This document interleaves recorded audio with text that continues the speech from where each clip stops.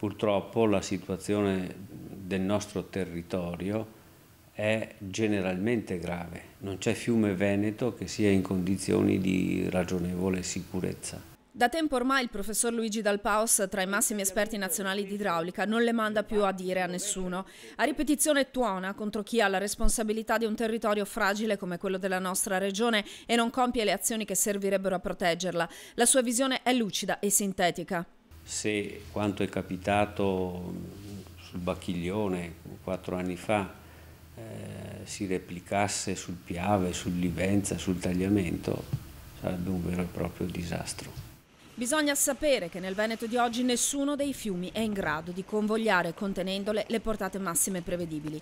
Quando si parla dell'incubo del 1966 si dice che quella piena fu straordinaria.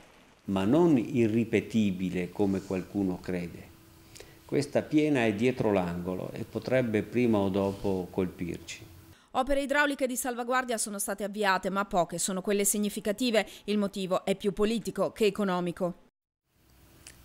Secondo me non è un finanziario. Manca forse una decisa volontà politica e poi c'è un egoismo imperante che lascia esterrefatti. Sono gli interessi locali, quelli del proprio orticello, a bloccare quelli che sarebbero tempi ragionevoli di intervento, 30-50 anni al massimo per le opere prioritarie. Ed eccola l'agenda. Bacchiglione, lavori a Monte di Vicenza sono in corso ma non servono a proteggere Padova, che avrebbe bisogno di interventi sull'Astico e di usare l'idrovia come scolmatore. Piave, serve l'invaso di Falzè o una valida alternativa senza cui il basso Piave resta in un quadro drammatico. Livenza, Pordenone e Motta non si difendono senza l'invaso di Colle o un sostituto efficace, tutte opere bloccate da questioni territoriali.